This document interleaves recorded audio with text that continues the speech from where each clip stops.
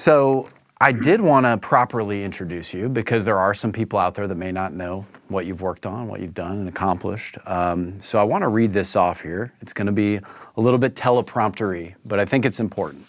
So Eddie Kramer is a legendary recording engineer and producer whose innovative work helped define the sound of modern rock music. He has collaborated with iconic artists such as Jimi Hendrix, Led Zeppelin, the Rolling Stones, and the Beatles, bringing a distinctive creative touch to every project. Kramer played a key role in shaping the sonic character of albums such as Are You Experienced?, Electric Ladyland, and Led Zeppelin II. Beyond his studio achievements, he helped design Electric Lady Studios in New York City, one of the most famous recording studio spaces in the world. Kramer's legacy continues to influence generations of producers and engineers today. Would you say that's accurate? An accurate introduction for you? Thank you. It was very kind of you. I appreciate that. I could add a few comments, but we'll dive deep into that. You're like, you forgot this, you forgot that. No, I wouldn't be so bold as to say that, but we can develop from there. Sure. Well, one thing that I like is the last sentence here says you continue to influence generations, even today. And you're here at Worm Studios to do just that. And I was wondering if you wanted to talk a little bit about what you're doing here at Worm Studios this week. Yeah, we have a company called Sound Advice, and we've been doing this for just a little bit over a year now, and this is the 5th one, and it's really pretty cool. It's a great team. I think that we've tried to do something a little differently than some of the other folks around the world who do this. Just encouraging up-and-coming engineers and engineers who are already established to have another look. Let's just see what we can find. I like to, rip open the package and say, well, what's in there? And it's all a lovely surprise to me. And it's the music really which drives whatever I do. And the reason I'm still doing this is because of my love of music. I was raised in a very musical family, and I've got some stories I could tell you about that, but don't necessarily. I do have some questions about that. Well, we can get into that. We'll get into that, yeah. But it's my love of music, and the other driving factor is I want to pass on to the next generation of folks who are interested in audio what I've learned, and try and raise some questions about how they are doing things, and then learn from them. Sure. Because it is a give and take. And I think that's so important, is to be able to not only pass on the information, but Jason and I have worked together for at least 5 years now. We've developed a way to work through the sound, bring out the best of it. And what we've done is to combine the best of analog and the best of digital. And it's a hybrid. And in fact, all of my analog gear is in his studio, along with all of his digital stuff. I sit in my studio 2.5 hours away. Jason and I just work remotely, and we use Zoom and Audio Movers. And when Audio Movers first came out, I remember we were sitting around trying to figure, it was COVID had just hit. And we thought, God, this is really crazy. This is going to ruin our business. Because I'm always flying around, going around to different studios, and we thought, damn. And I had heard rumors about this company, and there were 2 guys who used to work for Waves. Okay. And they were about to leave Waves because they had come up with this idea, and they had developed it, and they were running with it. And I called them up and said, hey, well, what is this thing? How does this work? And they gave us the ability to work it, and bam, we could work with almost 0 latency. Wow, what a concept. And then my whole life changed because I used to be, used to working in the studio, and now I'm getting it all together. But it shifted radically from just being that purely analog thing to the combination of the best of both worlds. And that, I think, is wonderful, because the way that digital audio has now increased. It's gotten better, definitely. It's gotten better, it's gotten great, but there's a way to make the 2 worlds talk to each other and get the best. So that's the direction. I couldn't agree with that more. being the owner of Warm Audio, right? We're trying to encourage people to use hardware on the way in before they, get their tracks into the computer. When you were saying no latency, were you talking about when you're in the studio with your digital equipment, or were you talking about actually working on projects together remotely over the internet? The whole concept is that I have a client in LA, I have Jason there, and I have another client in the UK, and we can hook them all up, depending on what time zone they're in. If they can join us, great. So many times, actually, over the last year, I'm working with a band, and their schedule is so crazy. I was only able to get them in the studio, some in Los Angeles, some in Las Vegas, and back and forth. And every time we would do a mix, we would have to gather them up and try and figure out what time zone they're in. And they're all with really good headphones or in-ears. And we've done a mix, and we show them what it is. And we're pretty close to getting the final product. And they say, oh, can you raise a snare? Or what about the vocal part there, blah, blah, blah. We do that. And it's all in real time. There's almost zero latency. I've heard about these, and the question I always have is, well, how do you make up for the internet connection? But somehow they're doing something with these apps to make up for that. It is the best thing since sliced bread. Yeah. And I like rye bread. No, just kidding. Boom. But it's the way we've been working, and it has really saved us a tremendous amount of problems. Pretty amazing. Yeah. I always tell people that I grew up in the wrong era. So something that's important for, I think, you to know about me is when I was in high school, actually, when I was 10 years old was the first time I heard Jimi Hendrix, okay? This was 1992. Wow. And I was watching, what movie was it? It was Wayne's World. I don't know if you've seen that movie. I have. But in Wayne's World, Foxy Lady plays, and I was like, what is this? that? And at age 10, 11, 12, it's kind of when you're sort of figuring out what you like. And people ask you what music do you like? You're like, I'm not sure. Not Nirvana's really big right now. Pearl Jam's really big, but I don't know if that's my thing. And when I heard Hendrix, when I heard Led Zeppelin, I had a couple friends that were really into them.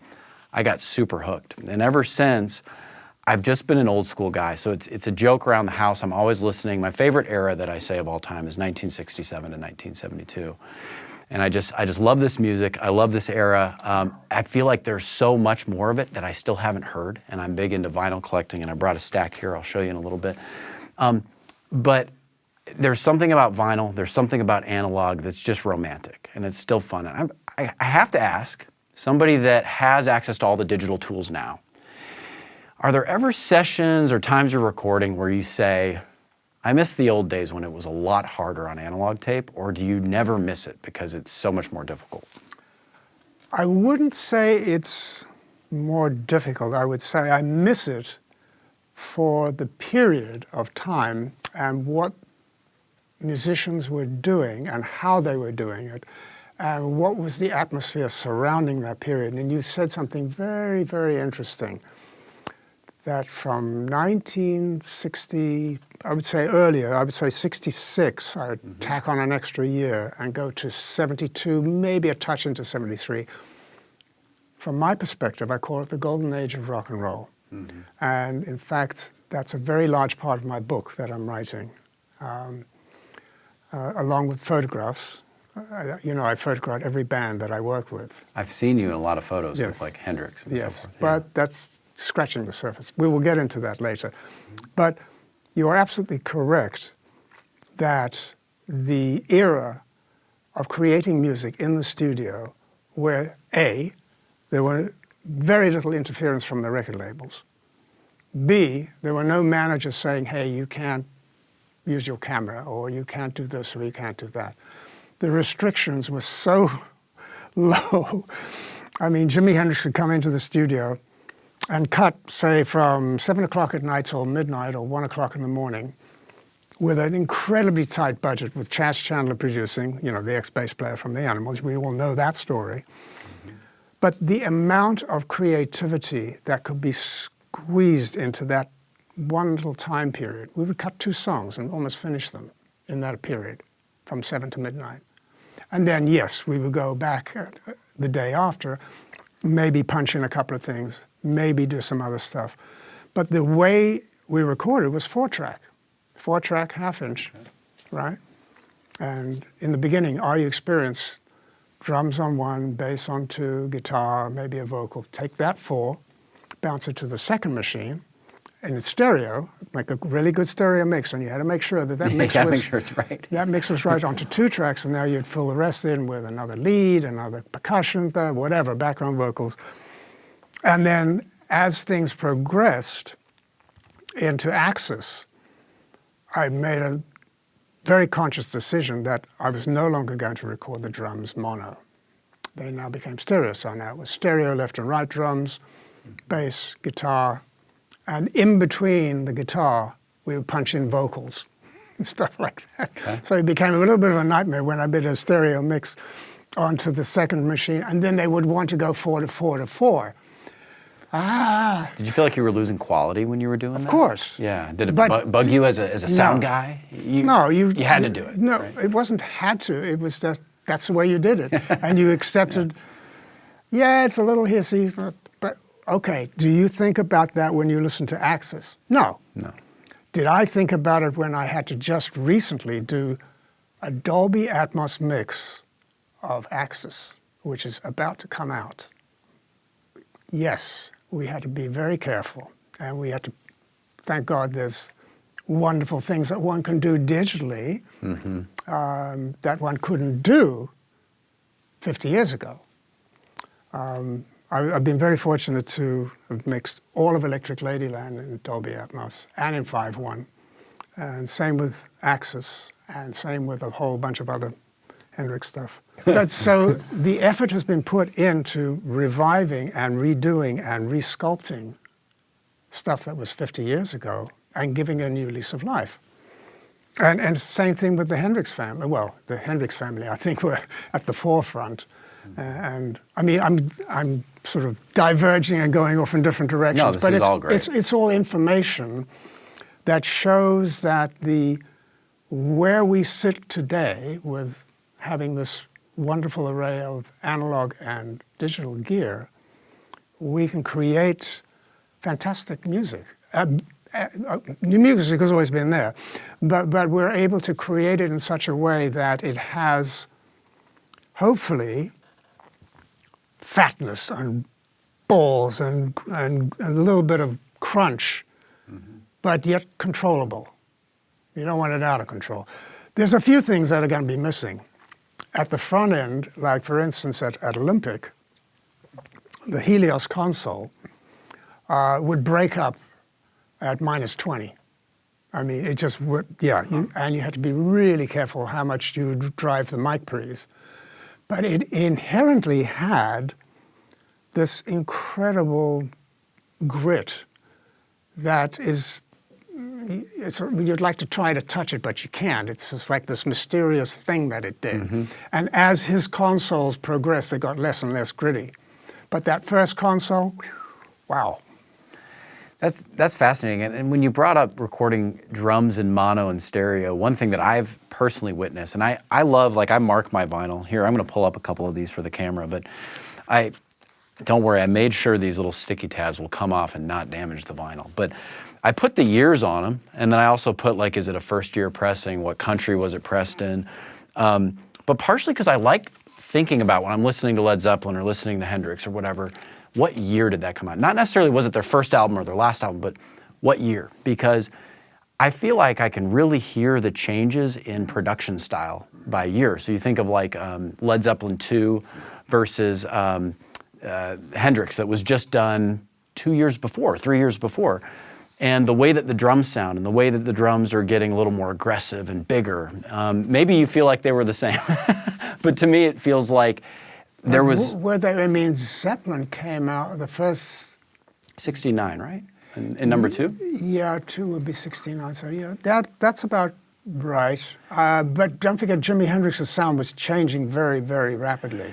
Very rapidly. So even like by 1970, the Cry of Love album that was released after... Completely different. Yeah, so... But I feel like all of it, even going back to 66, 67, all of what was going on in the UK, you know, the British invasion, whatever they want to call it, the way you guys were creating drum sounds and rock and roll was just different and better and more innovative. That's my opinion than everything else. And I can hear it from 1966 to 1972. I can just hear drums getting bigger and bigger and mixes getting fatter and fatter. And what was it like being at the forefront of that? And what were you trying and testing out to make your drums bigger and things more, I mean, even with the very first Hendrix one, I'd say the way you did the drums to me sounded more powerful and more captivating than some of the pop rock records that might use only a mono overhead drum, a mic over the top. I don't know. I just kind of want to know what it was like to be in your shoes back then. Let's go back in time to 1967. Axis, then going into Electric Ladyland, because that to me was the biggest. There was a small jump between Are You Experienced and Axis, mono drums versus stereo drums. Small but significant in the sense of its being stereo. Okay, but the next step was stereo drums, yes, for Axis, going into stereo drums for Electric Ladyland, into 3 and 4 more tracks for drums during Electric Ladyland. So Mitch's kit was getting bigger. And we were able to, with a number of tracks, because when I walked into the record player, here's the fun story. So I leave England in April of 1968. April 17th, I arrive in New York. And Jimmy already had been at the record plant for, I think, since probably late February, March, and April. And I hadn't seen Jimmy for at least 6 months or 7 months because I had to wait for my B1 visa and all of that stuff, and I was still working right up until the time I was invited to come to America.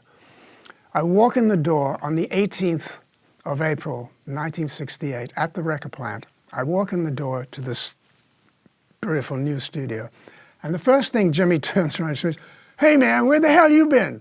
It's like, wait, I've been going through the fires of hell with lawyers and visas and consulate, British consulate in America, and I walk in, it's like, he had no concept of what it took to get me there. And looking at it around in the control room, man, it's, a nice console, quite interesting. If I look at the tape machine, it's 12-track 1-inch. So I'm jumping from 4 to 12-track 1-inch, and this is the new technology. Noisy as hell. I hated the goddamn thing, but that's how we recorded Electric Ladyland. So right away we had this ability to put more guitar tracks and then bounce them down to 1. Yeah, and I said, Jimmy says, "Hey man, we got 8 more tracks to play with." Yeah, but I gotta mix those goddamn things, man. Yeah. But it just showed that there was a shift, the ability to put more tracks, build them out, make the drums bigger. Everything started to get bigger. And then from 12, that was very short-lived, it jumped to 2-inch 16-track. Oh, wait a minute. Now we're talking about a format. Yeah. That was great stuff because you could really break it up, bass, drum, snare, and then the stereo overheads and the toms. And right away, step up. Each time you expanded the number of tracks, you had more room to play. Yeah, so would you say that the technology made things sound bigger, or the technology allowed you to create more tracks? And okay, the technology there's still allowed. A decision you had to make to say, I want to mix this in a certain way and make it sound. Well, imagine mixing, and I'm sitting there with, 16 tracks. How do we do this? We have to put 4 hands on the desk because there's no other way. There's no computers, so you rehearse like a stage performance. And we rehearsed it a couple of times. And, Jimmy, okay, grab this thing here, and Jimmy, you grab that, and I'll get this, and I'll get the reverbs. And we're doing phasing at the same time, reverb sends, panning. Everything is actually as you're doing it. And it was like a stage performance. Yeah. And we'd be in the middle of it, and we would switch now, and we'd have to switch sides and hands, and we'd kick the chairs back. Sometimes we fell over. I remember this, some of the times we would fall over and we'd just land on the floor, we're just laughing. And I remember one time I managed to just get my hand up to the stereo fader and I pull the fader back. I got it. It's like the end of a movie. Like, no, yeah, exactly. Love that.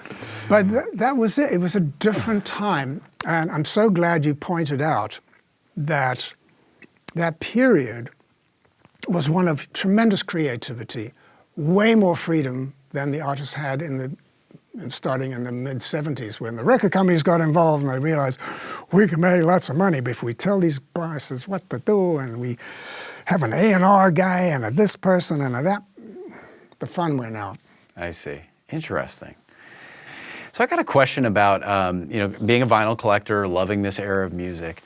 You can get some of these recordings mono. You can get some of these recordings stereo. And when I was a young lad in a record store, and the record store owner was like, you need to get the mono version of that. And being a young kid thinking, well, stereo's awesome. You get panning and all this stuff. Why would I want mono? That seems silly. And he's like, you don't understand. These albums were recorded, a lot of them were recorded and mixed mono. And then later, the record label asked for a stereo version, and maybe it wasn't even the original producer that turned it to stereo. Somebody just kind of went in there with faders and said, drums on the right and guitars on the left. So I'm curious if you, through the 60s, did you still choose to mix in mono? Or were you actually when did you start mixing in stereo? What was that changeover like for you in your career? For me, that was like, yeah, now I get to play. That was my stage, in the sense that I loved the fact that I could now mix in stereo and paint an image. Because when I close my eyes, and I often do as mixing, I can sense where all the instruments are going to go and where they're going to layer and what the effects are going to be. So I had this, if I'm mixing Hendrix, there's several things that go on when I'm mixing, particularly today. There is this presence on my shoulder. It just taps me and just goes, no, not that. Oh, okay. And I know what he's talking about, because it's weird to say this, but there is that sort of subliminal communication. And it's interesting. I'll give you a quick story. So we're at the record plant, and I'm mixing, I think, Gypsy Eyes. And we're going through some little bit of change here and there. We got the faders going, and I'm mixing away, and it gets to this one guitar riff. And all of a sudden, for some God-known reason, I wish I could figure it out what happened, it comes up to the solo, and all of a sudden the guitar goes zip, right behind our heads. And Jimmy looks at me, and I looked at him. What the fuck was that? No, man. Let's try get it again, because we had some phasing things going on. It must have been some kind of weird phasing thing. I have no idea. We could never ever get to do that again. It just went zip, and it's actually if you listen to it, you can hear it just go like that. Wow. So I think to myself, if Jimmy had lived and heard not only what we could do with the stereo mix, but what you could do with 5.1, surround sound, and then Dolby Atmos, he would have embraced it, of course, because you can do so many things with it. Well, even just a lot of the stuff he was working on that got released after he passed, it's just you could see him starting to just, with creativity, just continue to do all kinds of crazy new things. One thing I think I realized the other day when I was looking you and Jimmy up, were you guys the same age? Mm-hmm. And when you met, you were only like 23, is that right? Mm-hmm. Yep, that's true. What was that like, being 23 and recording one of the most iconic albums of all time? Did you realize it in the moment? Wow. No, you have no idea that that's going to happen. Zero idea? You weren't like, hey, the world is going to freak when they hear this monster on guitar? Okay, so when I met Jimmy, for the first time, I was aware of who he was, because this would be 1967. In 66, he came to England, got discovered in America, brought to England with Chaz. Hendrix was a known entity. Everybody was talking about him. Eric Clapton lost his mind, was crying. I'm not going to play guitar. Oh, I can't stand it. They went to see him and everybody went crazy. The Who, McCartney, everybody, they just was like, good grief, this guy is the greatest. Yeah, so I awesome. knew about him. I had heard the music. I was like, oh, this guy's pretty cool. And in January of 1967, I got a phone call. It was a lovely lady who ran Olympic. And she said to me on the phone, I was in the studio, and the red phone in the studio rings. Oh, Eddie, there's this American chappie with the big hair, and you do all that weird shit, so why don't you do him? And that's literally how I got to record Hendrix. Really? Yeah. And then they came in a few days later, and Jimmy was sitting at the end of the studio, very cold, wrapped up in a little raincoat, and then they brought the gear in. And once his amp was set up, and I was running around with microphones and setting up and blah, blah, blah, Jimmy walks over to the amp, and I'm about, from there to, I must have been about there. And he switched on, he hit one chord, and the hair on the back of my head stood straight up, and my life changed in a nanosecond. It has not been the same since, because he put me on a different path. It hasn't, it's just, you hear that once, and it's just so overwhelming, you go, okay, we're on another planet now. That there was nothing I'd ever heard previously, and nothing I've ever heard since that would do that. So before that moment, when it changed your life, hair on the back of your neck, you mentioned that people were starting to talk about Jimmy. Had you heard his recordings before? Oh, yeah, like I said, you know. But you remember, 66, the end of 66, he had 2 singles out and all that. We all go, Hey Joe, blah, blah, blah. This is all great stuff. I didn't realize that those singles had come out. Okay. Oh, God, yeah. Oh, okay. Yeah, they were out. That's why we all knew about him. Fascinating. So okay. That's. But he wasn't totally happy with the production. Well, both he and Chaz weren't happy with that. And once they got to Olympic, they realized, oh, okay, this is cool. And then Jimmy and I started to have this relationship where he would go in and play something. I go, hey, I'm recording this. He comes in and listens, and he's looking at me like, okay. Goes out to the studio, we'll try this. And we, oh yeah? Well, I'll try that. Oh yeah? We try to outdo each other. And then we just both realized, wait a minute, I think we're happy with each other. And he trusted me and I trusted him, and that was it. Rest is history. It's pretty amazing. I did have a question I wanted to ask you about music manufacturing and like how far the process would go back then. Obviously, you record a tape, and then I think from there, the multi-track tape, you'd create a master tape, right?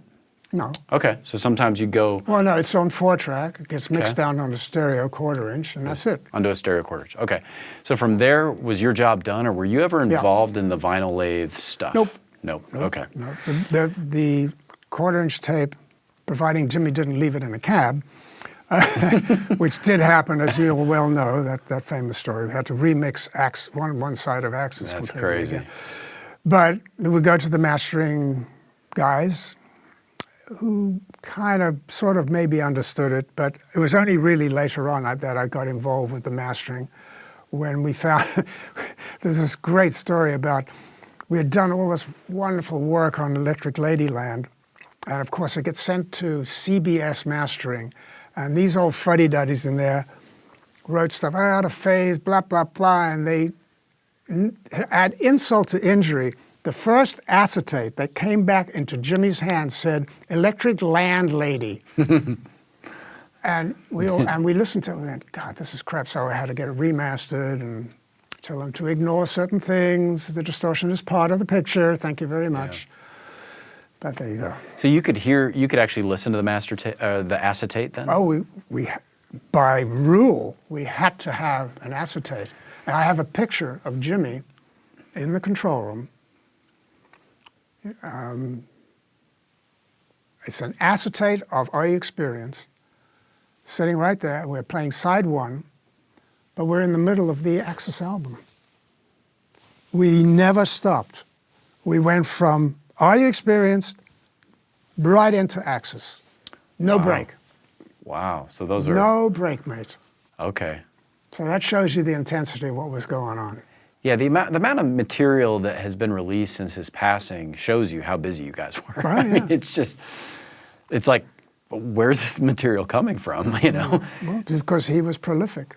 Yeah, it's fascinating. And the reason why I brought that up is I've wondered that. I own 2 copies of Who's Next by The Who. And they're both, you know, there's websites where you can look up when was this pressed and look at the dead wax markings, you know, because I'm a nerd like that. And okay, this was pressed in the original, I think, 1972 year. And hey, this first pressing was pressed in the 1972 year. But those 2 vinyls, you know, the dead wax area after the songs are done, one of the dead wax areas was about a ½ inch and the other one was about 1 inch and even more than 1 inch. And so what came to my head was, that's 2 different vinyl aids. But who cares? I'm just wondering, though, if you're listening to that acetate, because once it's on a master tape, we're good, right? So once they've mastered it's on the tape, then they can keep running it to different vinyl aids. Is that how it works? Okay. Yeah. See, I thought maybe there was someone else getting in there and be like, oh, the stamper's broken, let's just churn out another one, and you're not involved in the process. But you see, this is all it takes. You see, to me, this is just sort of a side issue. The main issue is how do you capture the music, get it on tape or whatever process we're using, and have it mastered correctly. Let's look at what we do today. You know, we try, Jason and I, and a lot of other mixers who try the same thing, how do we incorporate some sort of analog warmth in the chain? And we make absolutely sure that there's at least 3 very important pieces of gear. There's the Burl B2 bomber, there's a stereo equalizer, and there's some sort of analog stuff in the final chain that gives it the warmth that we want. It sort of just smooths out some of the harshness that's there. And it really particularly with mixing something that's rock oriented. And bright cymbals and everything. Yeah, and all of that stuff. Well, I've got 2 other questions. I appreciate you taking the time with me today. I've got 2 other questions that I'd love to hear. And the first one is there a band that you've always wished you could work with that you would love to I've done Prince. Okay. Because I thought he was the natural step from Hendrix in a different sort of a way, using a lot of what Jimmy did, I think, and even some of the clothes. But his music was pretty urban and beautiful and bluesy and funky, and he was an incredible performer. I wish I'd had the chance to work with him. He was quite special. I look at him as being a phenomena like Jimmy. I definitely agree with that. Are there any albums or sessions that you look back on and you go, oh man, if only I had this technology. Oh man, if only I had learned this, I would have done this different back then. I have no regrets, none at all. I mean, I have regrets about some of the sessions I did where they didn't turn out too well. But you know, you can't look at it that way. For me, it's like, it's all part of this wonderful rolling up and down, because you never know what's going to happen on the session. The best laid plans of mice and men. You know, you could think you got great pre-production, the band's in great shape, you get them into the studio, and I was like, God damn, that really sucks. Okay, hold up everything. Let's just go in a huddle and let's just see, is this really what we want? Is this the direction? Are we sure? Wait a minute, you know that middle 8? That's the direction, let's work on that. And we do, and we say, wait a second, that's a perfect guide to what should have happened before, and that tempo is wrong, and you readdress the issue. Sure. But that's just part of the process. The creative process is one of these. You know, you hope when you go in the studio, the guys have done their homework, and you hope that they're focused and they're not messed up, and well, maybe they have to be messed up in order to get it Sure. all going. But the thing is to trust the musicians that they'll come up with something and get them excited. You got to make them feel happy and comfortable. Oh, you want 400 candles in the studio? Oh, don't worry, we'll just burn it down. Don't worry about that, lads. Wow. Yeah, just so many different, I would think, types of artists, personalities, experiences you've gone through. I'm once again born in the wrong era, very jealous. Amazing what you've done. And going back to albums, asking if you do anything differently, I'm glad that you said what you said, that you wouldn't, because all the albums and how they sound and the charm, that's what we've all fallen in love with. You see some bands that say, I didn't like how I mixed that back in 1993. I'm going to go redo it. And nobody likes shit. No one likes the new one. Okay. Yeah. I have to tell you that the one thing as a closing statement for me is leave the goddamn mistakes in, because today we're so obsessed with every bloody beat has to be perfect. Bollocks to that. Forget the bloody click track. Play as you feel. Let's get it down to rock and roll's supposed to have hair on it. For God's sakes, leave the damn mistakes in. I'll see you on the next one. Love it, love it. Thank you again for coming. And My pleasure. so happy to see you spreading the, I would say, the lost art to the next generation, the new generation. I think Well, that's I hope they incredible. can take a page out of our book and learn something. Let's hope so. Cheers. Thanks again. Bam!